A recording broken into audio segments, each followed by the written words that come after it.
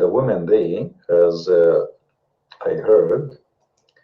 And in this occasion, I decided to make a video about women. But those women, they are different kind of women. You know, the women, they used to live 1500 years ago. And as you know, women at that time, they have different lifestyle for sure. Everything is different. And for sure, women at that time, they wish to have somewhat what women they have today. So first of all, happy Women's Day. And women, we are making a public complaint. That's how come we don't have a day, you know. That's not fair. Anyway, you know, Women's Day, for me, seriously, I reject those kind of days like Women's Days, Men Day, Father Day. For every day should be a day special for you in your life and for the people around you. So I believe it's a shame that we want to give the women one day of the 365 days. So you have women in your life, you have a mother, you have a sister, you have a daughter, you have a wife, and I believe all the days in the year should belong to those who you love and who love you most. So let us work to make every day as a special day, not for women, not for men, but for all of us. I believe strongly that those days are created by corporation just to increase sales, marketing, and the flow of money in their pocket. So be aware of fabricated days. And Women's Day or Father Day or Mother Day is not about a gift you give, it's about an act you do. So don't make those corporations take over you and make you really just someone to fool with their, let's say, creation. Tomorrow they will make a child day and they will make a youth day and they will make a divorced women day and they will make, you know, they can come with all days you can imagine. And the whole point is spend money. That's all. But the truth is, if you love someone, you remember him every day or you remember her every day. Regardless who is this person, it's a female or male, who cares? It's a married or divorced, or she is widow, or you know, it doesn't matter really. You know, be good to everybody, and every day is a good day for everyone. Now today, as you know, this is not my topic really to talk about women day. All right. Today I'm going to talk about the wives of Muhammad, because the wives of Muhammad, they have a Women's Day long time ago, but their women was not Women's Day was not successful. It was kind of a try, you know, a try in unlucky time. Let us say it's in a time where women, they are oppressed and women, they have no voice, and it was the last try for women in Islam, maybe, if I can say so, to make a voice, to speak out, but it did not work. All right. So let us see today what we have about this issue. And by the way, if you have something to say to me, you can always use Twitter. You know, my Twitter address is showing there. You can tweet to me if you have a question, if you have a request to make a video, or you can go to my Facebook, which is Islam for Dummy. And simply, if you do not know how to find it, you can go to investigateislam.com and you can just post the question. Now, the address of the website will show on the screen as you see in the front of your eyes. And if this is stop Twitters, because it's a lot of them coming, and it's hard to read even.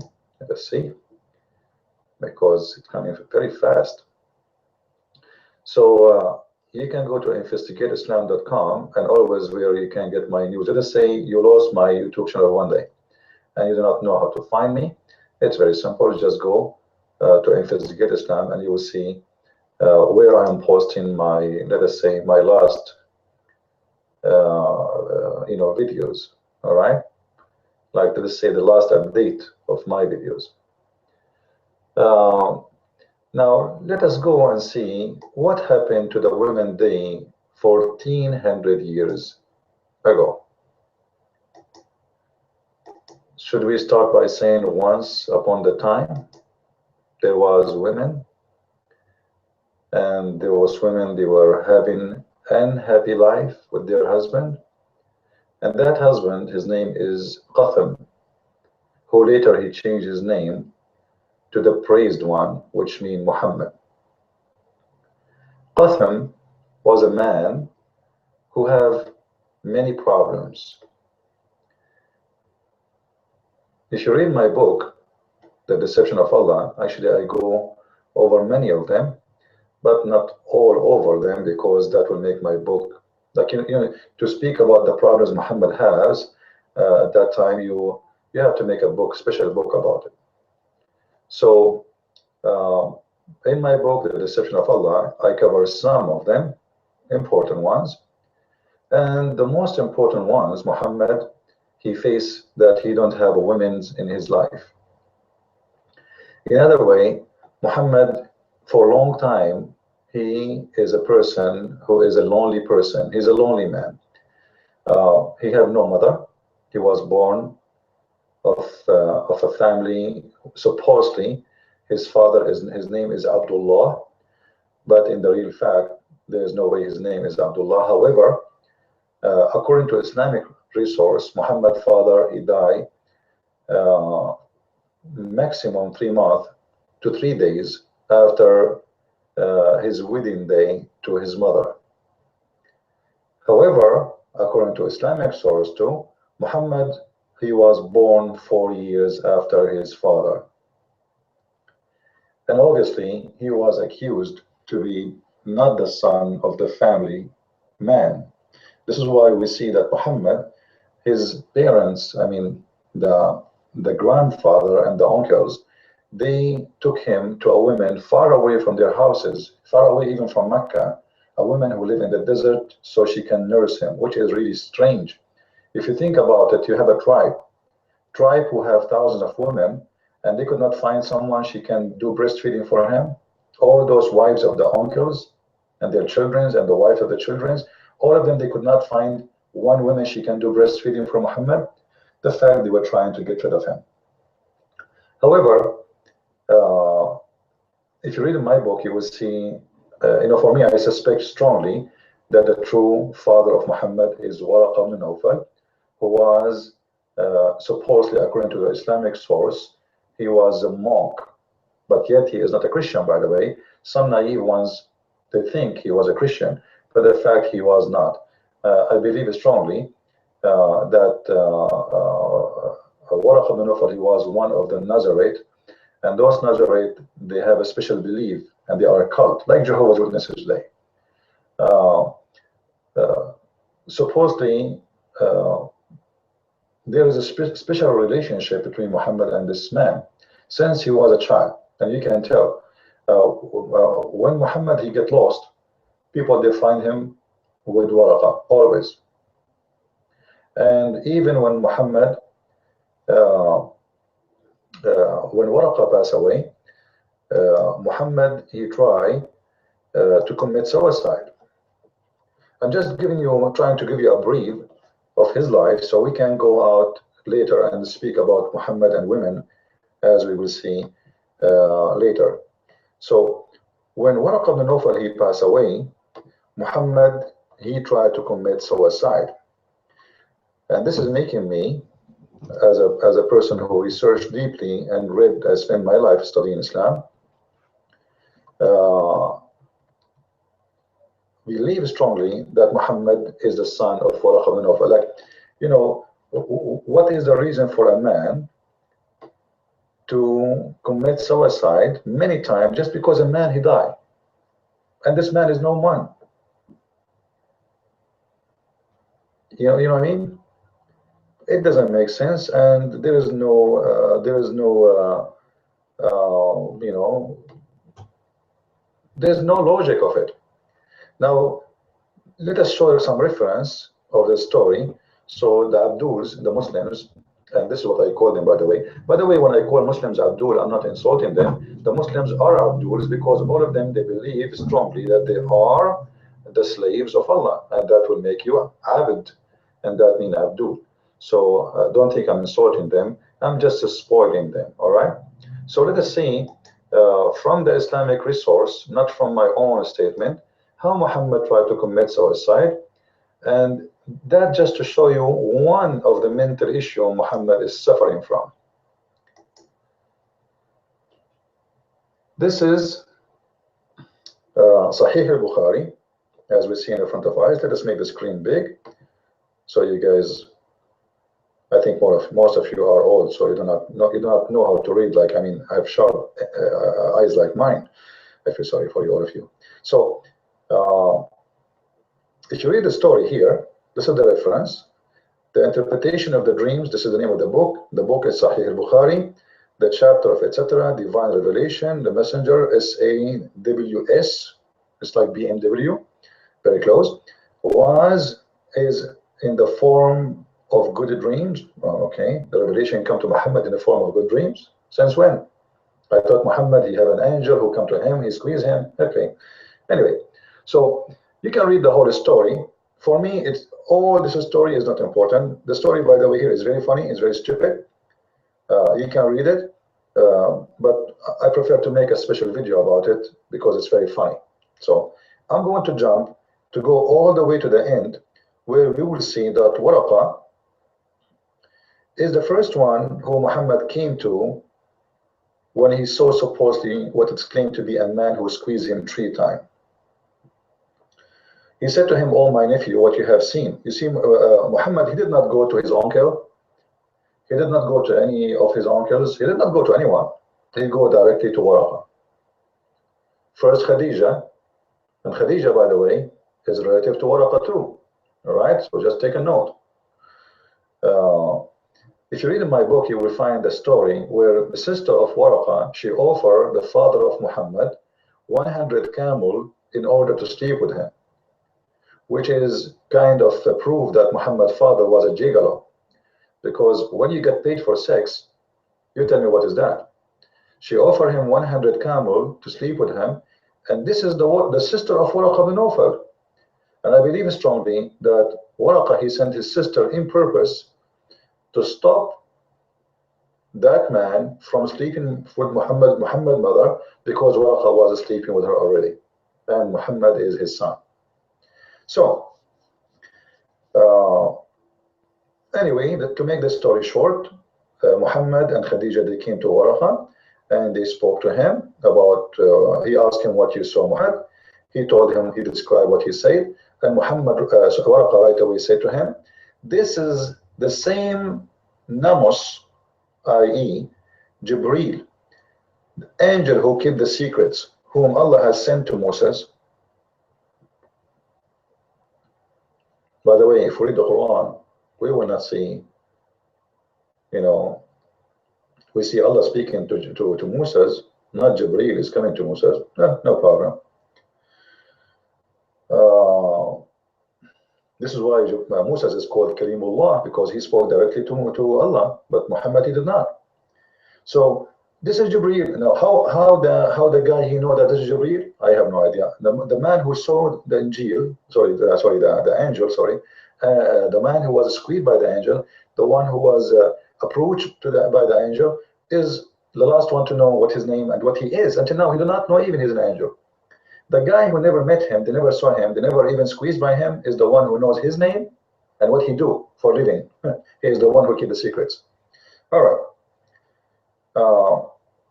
So if we go down, we will see something very strange, something extremely strange. Muhammad, when Waraqa bin Nawfal, he passed away. Look, read with me, please. But after a few days, Waraqa died, and the divine inspiration was also paused for a while. So when Waraqa died, the Quran stopped coming. That is something, isn't it? Waraqa died, the Quran stopped coming. So this is a very clear proof that Waraqa was one of the author of the Quran. But I believe later Muhammad was able to have his hand on the book which Waraqa who wrote. If you go a little bit before, you will see that Waraqa, he used to translate in Hebrew, or if even Aramaic, I believe he speaks 2 languages. He used to translate from the Gospel, as they claim, to Arabic. All right. So when Waraqa translate, let's see here.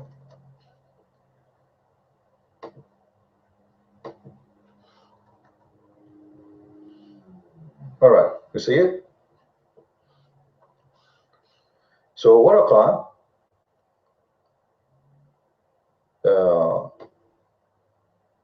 he was a person existed during the pre-Islamic period who became a Christian, and I oppose this idea, not a Christian, he became Nasara, he is a Nasrani. The Quran never mentioned the word Christians, by the way.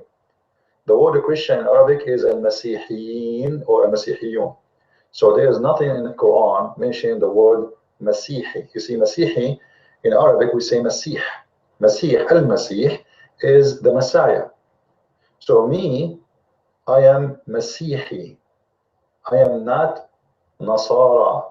Nasara is a cult. It was a cult exists like the Jehovah's Witnesses, and those are not Christians. But because Muhammad, he never met Christians, he met only Nasara around him. So the Muslims, when translate, they translate the word Nasara, you know. Here we go. It says, وَكَانَ إِمْرَأً تَنَصَّرَ. تَنَصَّرَ, which means he became Nasara. Nasara is not Christians. We are not Nasara. The foolishness of Muhammad and the author of the Quran, because the author of the Quran, I understand why he is saying Nasara is the right one, because he's a Nasara. It's like, you know, if you ask Jehovah's Witnesses, who is correct, those Christians or the Jehovah's Witnesses? He will say Jehovah's Witnesses, right? So he was Nasara, and he taught Muhammad Nasara teaching, which is exactly what Islam is about, almost. So what you notice here that when Muhammad when Waraqa he died, Muhammad he did something amazing and amazingly strange. He died right away, and Muhammad, the divine inspiration stopped coming to him after the death of Waraqa.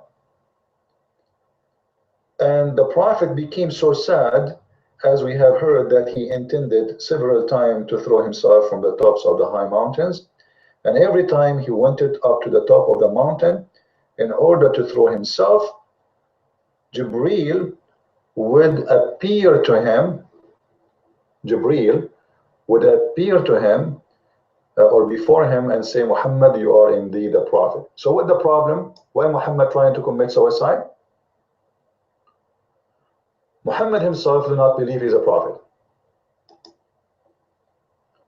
Muhammad himself is not convinced that he is a prophet. Now think about it.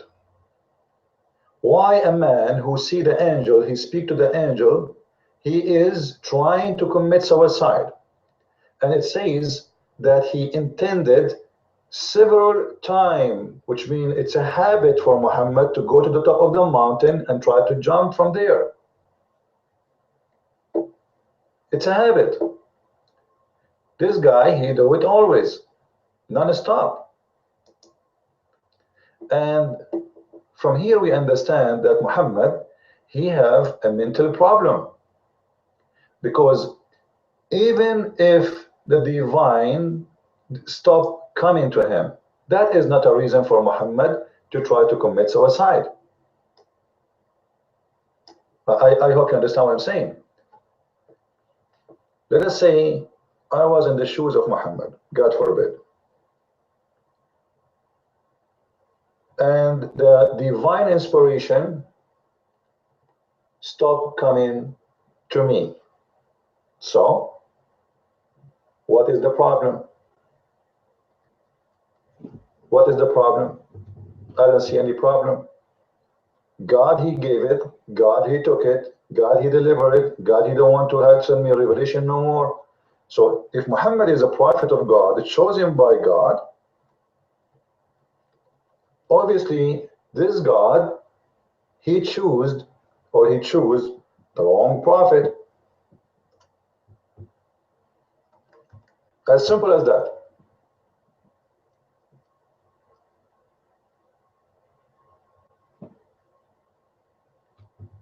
He should choose a wise man who will not fail right away in the first, let us say, a trial. Right away, Muhammad, he is under depression. He is trying to do something against God. Actually, you will see in hadith Muhammad himself saying that the one who tried to kill himself, he will go to hellfire.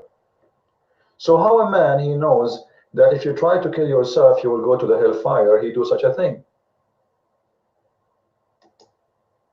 Does that make sense? Simply, that is showing you that Muhammad, his mental issue is really strong, and he have a real problem, and each time he tried to do that, Jibril appear before him and say to him, "Oh Muhammad, you are indeed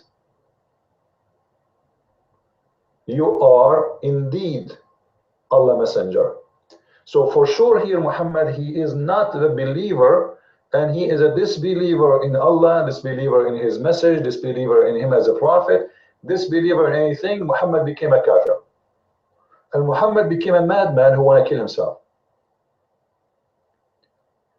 So now, why I mention this story for you when we are going to talk about Women's Day in Islam? I mentioned that to you to show you that this man is not a stable man to be considered as a wise person. We are studying a case of a man, he have a mental issue. It's obvious, it's clear, and you do not need to be a genius to find out.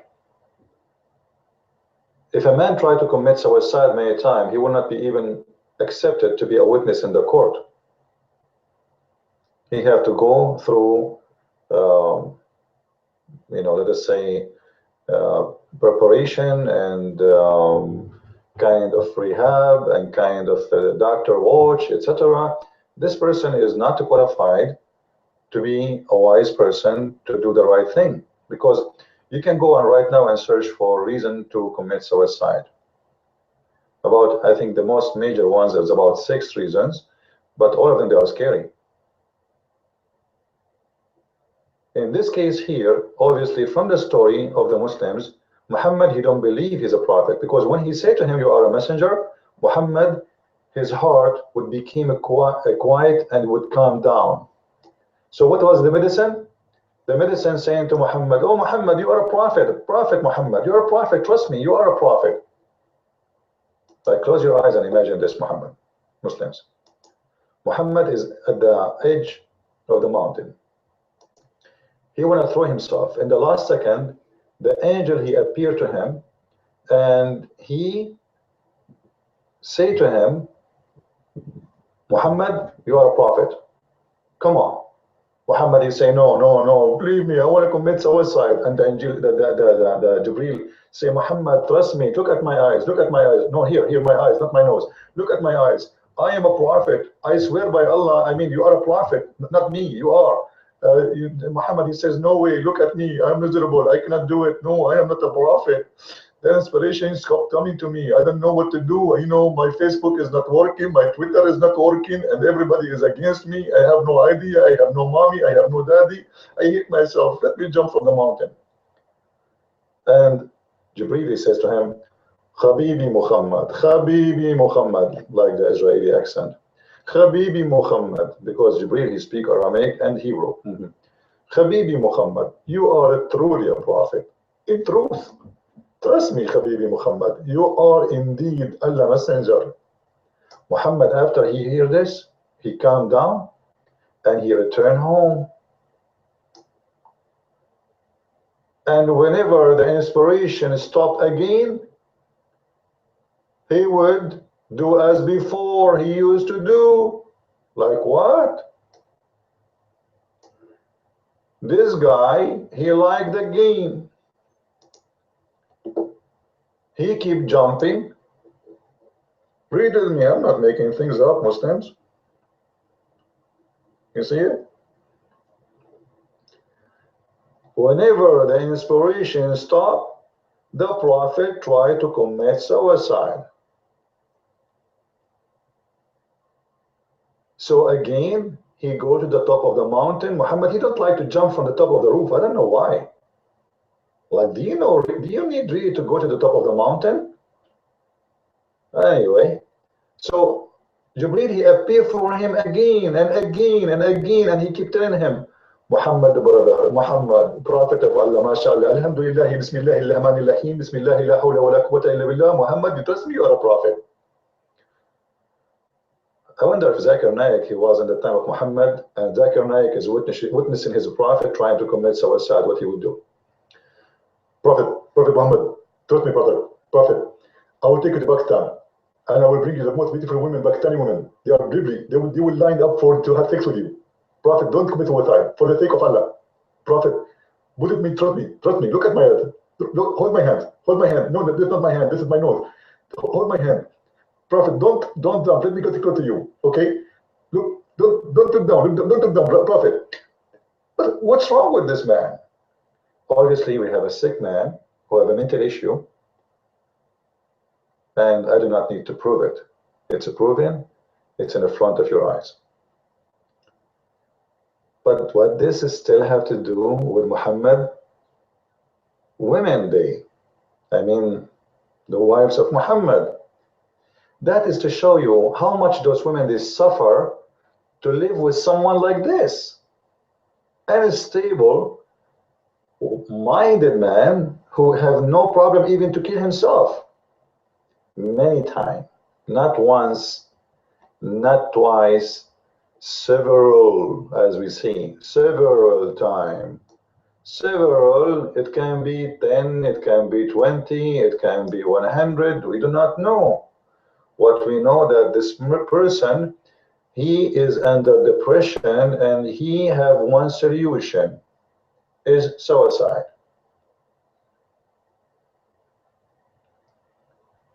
So Muhammad, one day, he had sex with the women as usual. You know, if you go to the interpretation, it says of the story that Muhammad, he used to like honey and women. I like women and honey too. So me, Muhammad, we share the same thing, mashallah. You know, Muhammad, he like honey and women. Are you serious? Any women? Yeah, any women. So his wives, they did a strike against him. And this is why I'm talking about Women Day for today. Let us see that in the Quran. If we go in the Quran, in chapter, you can read it from chapter 66, verse number 1. However, the verse we are talking about is verse number 4. You can read any translation you want. However, all of them, they are false fiction translation. The Muslims are trying to cover the shames or the shame of their prophet. Let us make it big so you guys can read better. So simply what happened here, the wives of Muhammad, they found him having sex with other women in their bed. And Muhammad, he promised not to do it again. However, as usual, the Quran is a mixed up book. As an example, verse number one, it should be happened before verse number 4. I mean the delivery, because in verse number 4 is where where Muhammad supposedly is through that period where Muhammad, he forbid himself from having sex with the slaves, women, and etc., and prostitute, etc. So, but we find it verse number 1, when the fact what happened before is coming after. This is why I say the Quran is a messed up book. It's not really written in the way it was supposedly made. It's written in the way Uthman, he wanted to make the story come. So This verse should be at the end of the story, not in the beginning of the story, because after he promised not to have sex with those women no more, Allah, he sent him this verse, verse number 1, saying to him, why you are forbidding yourself from having sex with women when they are lawful for you? And I'm not sure how they are lawful for him. Because, you know, if you read in the Quran, it says, the word ma malakat aymanakum. Malakat aymanakum, according to the Islamic logic, is the women who you enslave from war. You can rape them, even if they are married. But nowhere in the Quran it says you can have sex with just a slave, as a word slave. Malakatul Yamin, according to the Islamic fiqh, is the slave from war. So where in the Quran it says to him, it's lawful for you, it's a fabrication. Because the women we are talking about, the women who was the story is about, he was sleeping with, it was a gift. It was not a woman slave from war. She was a gift. This is merely the code. All right. So Muhammad, he was caught in the bed sleeping with her. His women, his wives, they made a strike, and this is what we see here in the story. There's two parties of his women. You know, his wives, they've been divided to two big parties. Let us say there's two strong women between the wives of Muhammad, Republican and Democrat. The Republican, I don't know how to find the name, you know, but I can find the Democrat, Hillary Clinton. She was one of the wives, and other woman is Republican. Let us say this is Aisha. So they made a strike against Muhammad, but the fact all the wives made a strike. Those are the leaders. Those two women are the leaders who lead the strike. The rest of the women, they follow. So there are two parties. Party follow Aisha, and party follow Hafsa. And what happened in this time, both parties became united against him. So things is messed up. So if you read the verse with me, you will see something very unique and very funny and very strange, actually. And this verse alone is enough to expose Muhammad to be a false prophet. And I will tell you why. Let us make the text bigger, bigger. All right. If ye too turn into repentance to him, your heart are indeed inclined. But if ye back to up each other against him who? Muhammad. Truly Allah is his protector, and Jibreel, and every righteous one among those who believe, and furthermore the angels will back him up. Oh, here we go. Oh man, it's a war. The war. This is the nuke day. You know, it's the end of the time. Look at this war, guys. Look at this. What's happening? Allah, he making a threat to women, poor women who living in the house of Muhammad. What is the threat? What is the threat? Seriously. You need to repent because they have a strike.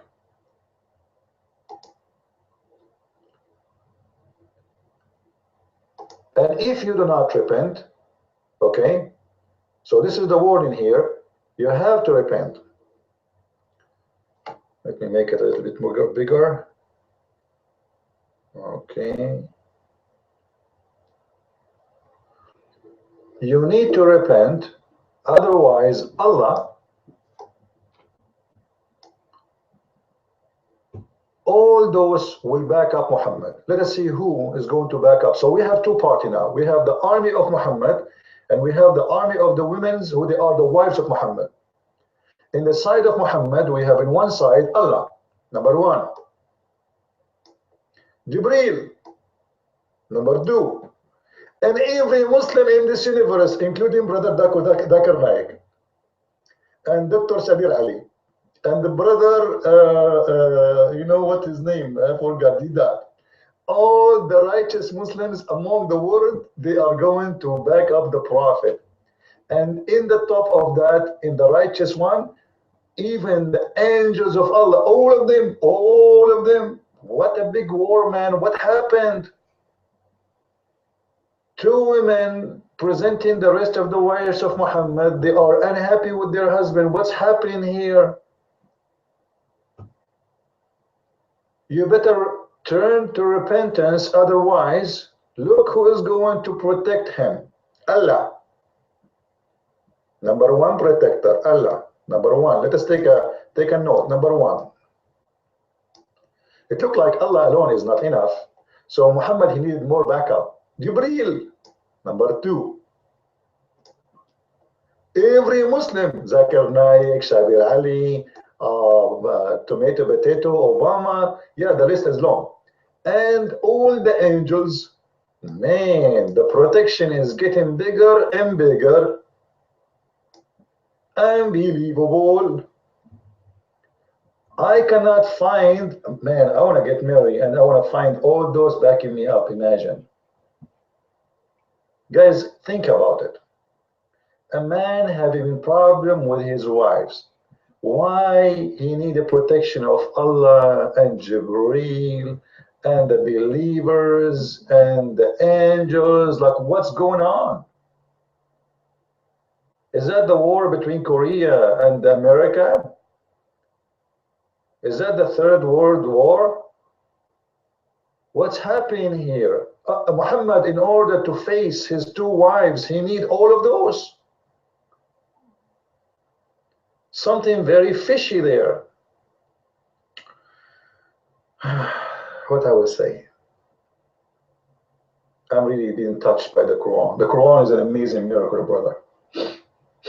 Think about it. The Prophet, he have a wife, and the wife is not good with him, and the second wife is not good with him, and the third wife is not good with him, and the 13 wives are not good with him. So look what happened. Women are very powerful, brother. They have nails. They can kill you. They can sharp. They can scratch you. You can do a lot of things. They can put your nails, their nails, and your eyes. So you need the protection of Allah. You need the protection of Allah. People, they make it like as simple. That's just women. They are against the Prophet. This is not really simple. Women, they can really do a lot of damage. Did you hear the story of the woman? She found her husband cheating, so she cut his and she threw it from the window. Do you want this to happen to the Prophet? Unbelievable. No way. We will never allow this to happen to the Prophet, brother. So Allah and the angels, and by the way, why he is counting the angels and Jibreel? Like, I mean, Jibreel is alone, is an army by himself. Hello? Allah is not enough. So we need the head of the CIA, Jibreel. Because you remember in the hadith it says that he is the one who holds the secret. So when this is mean Jibreel from the Secret Service. Allah and Jibreel and every Muslim, like now we have 300 million Muslims. So 1.3 billion Muslims and the angels to protect Muhammad from his wives. But I have a surprise for you, Muslims. You believe it or not, this is not what Allah said. This was a fabrication you Muslims you come with, because the one who said this statement, it was Umar ibn al-Khattab. Let us show the reference. Let us show the proof. Astonishing proof. If we go to the hadith, we will find the following. We saw this one. By the way, this is the reference for those who do not, you want the reference about Waraqa ibn Nawfal. This is the Sahih al-Bukhari, etc. So please take a note. This is the hadith where this verse is coming from. This is not Quran. The one who made this Quran is Umar ibn al-Khattab. Umar al-Khattab, he said, Allah, he agreed with me in three things. Allah, he agreed with me on three things. Read with me, please. Let us go up a little bit. Umar said, by the way, the Muslims, when they translate, they are nothing but a fabricator. It says in here, in English, it says, I agreed with Allah in three things. In Arabic, it says,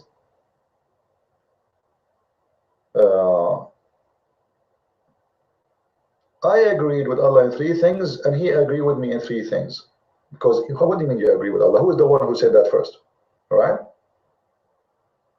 Actually, they are saying that. And here the translation is, I take it back. I thought they are cutting it off. My Lord agreed with me in 3 things. That make more sense. I said, who said? Omar. O Allah Messenger, would that you took the station of Abraham as a place of prayer? So who is the one who decided the Kaaba should be the place for the Hajj? It wasn't Muhammad. It was Umar al-Khattab, and Allah agreed, and he took it exactly as he said. We will see that later. And then he said to him, he is the one who ordered his Muhammad to force his wives to wear the hijab. Umar, it's not Allah. And Allah, he took the verses from Umar, he made it Quran. And then, see, and then the villain of the women revealed. And revealed exactly as Umar said. This is the amazing thing. It's not only this guy, not only he say do this, Allah, he take his words and he make it Quran exactly as it is. So I came to know the Prophet, that etc. You know, and then I entered upon them. I should you stop either troubling the Prophet. So here the threat. Allah, he said, Umar, he said to the wives of Muhammad, you should stop troubling the Prophet, or else Allah will give his apostle better wife than you. And this is exactly what the verse of the Quran is saying. It's exactly.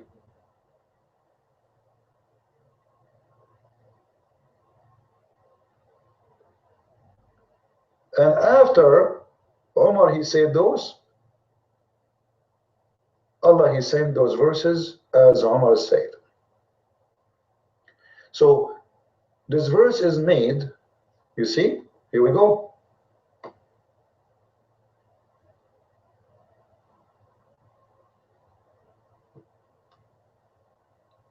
It's in front of you. Actually, in different hadith it says, and Allah, he sent the verse exactly as I said. As I said, exactly. All right? Which means the verses, those verses, very important verses in the Quran, is made by Umar al-Khattab. It is Umar who threat, and the words is taken exactly as Umar he said, and the verses came exactly as Umar he said, which means Allah is copying. The funny, the Muslim is to us, can you make Quran? When the fact you will see that Allah himself is taking the words of Umar. Muhammad, he liked it, obviously. Muhammad, he liked what he said here. Each time Umar, he says something, Muhammad, he make a Quran exactly as he said. This is why Umar, he says, my God agree with me in 3 things. But what do you mean that God agree with you? Who are you? Are you the Prophet? I thought Allah is the one who made the Quran, but obviously here, Allah is taking Quran 3 times at least, according to the story, from Umar al-Khattab, and he is the one who came with those verses, and Allah took them as they are and put them in the Quran as coming from revelation from God. But obviously Muhammad, he liked the idea. Umar he say, and Umar he come with, and Muhammad adopted. So here Umar, he said, threaten the women, if you don't stop troubling the Prophet, Allah will replace you with better wives. If we go to the verse, we will see the same story.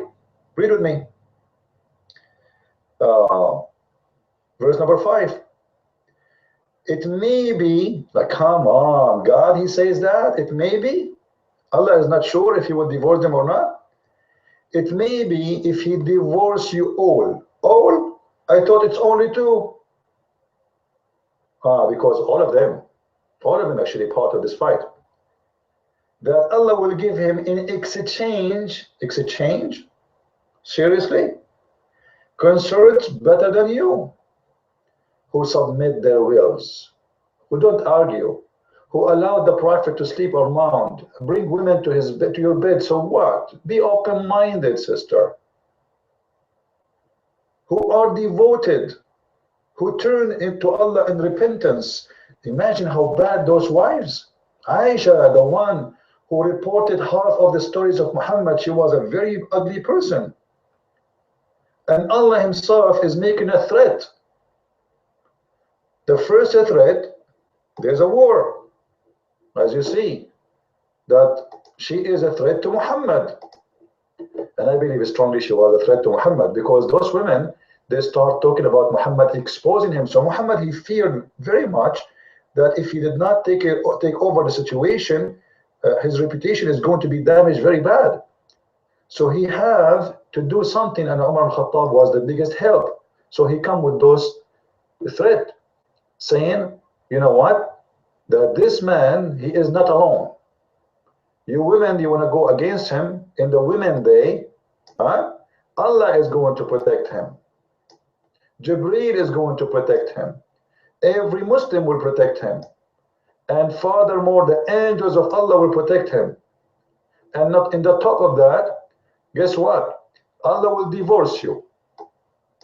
Allah is going to exchange you with better consorts, girlfriends. He's not even saying wives. Better than you. Why they are better than you? They submit. They submit like a goat. Who believe. You are not a believer. Imagine, this verse is accusing, actually the word in Arabic, sagat aymanuhuma. The translation here, the word sagat aymanuhuma mean their heart became heart of kuffar. You know, when somebody is being a kafir, is someone, his heart is away from God. So sagat aymanuhuma, it means those hearts are not listening to Allah no more and became kuffar. This is why he's saying who believe. He will replace them with women who believe. So obviously those wives don't believe in Muhammad. Those wives, they know that Muhammad is nothing but a scumbag who is just a sex maniac who want to have sex with as many as he can. It's not enough for him to have 13 wives in the bed. Still he want to sleep around. And not only that, he do it in the house of his wives, in the beds of his wives, in the prison of his wives. Like he don't even have a house for his own, like, you know, where no wife exists there, so he can bring women there to have sex with them. No, he sleeps in the beds of the wife. And Allah make a threat: if you don't behave, I am going to exchange you. I am going to humiliate you. I'm going to go against you. I'm going to give him better women who they are subdued. And all of those people will go against you. Allah, that Jibreel, the righteous Muslims, and the angels, all of them against you for one reason. Because you don't allow the Prophet to have sex around. Shame on you, women. So I wanted to have this video for the Women's Day. I hope you like it. You know, feel free, by the way, to download my video and post it everywhere you want. I have no problem with this. The only thing I want, please don't forget to say where you get this video from. And always you can come back to me. If you have a question, you can go to investigateislam.com. By the way, I'm not cutting the video, but I don't want to make it too long. You know, people they are saying to me, can you make it shorter, please? Because we love to watch your video. But sometimes it's very hard to make it short. I mean, it's really hard. The story is connected, and you have, in order to make a real full point, you have to show things as it is. You have to put it there. Otherwise, you will not get the whole idea, and you will not get the whole story, right? So we know. Let us share with everybody, and let us spread the truth about this religion. This is a cult. There's no question about that, and you must be a naive to believe for a second that this is really a religion and Allah is a God.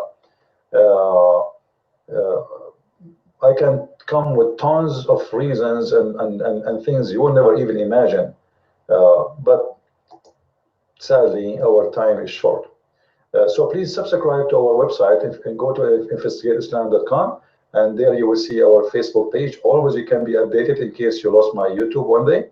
You want to know where you can find me, go to the website as you see on the screen and click at the Facebook, and you will see my last update, when I'm going to have a show, etc. It's always the best way to find where you can find Christian Prince. At the same time, I want to say thank you for those who they are supporting us in the donation. We really appreciate your help.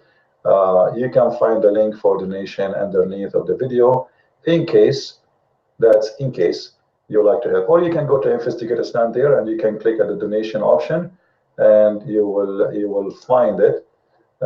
Actually, here we go. It says on the screen, help us with our mission. And this is the address exactly. You see it there. You can go and you can help us with donation for better work and for better, let us say, achievement. All right. So feel free to be with us for the coming video. Christ is Lord and Islam is false. I mean to that. Bye-bye.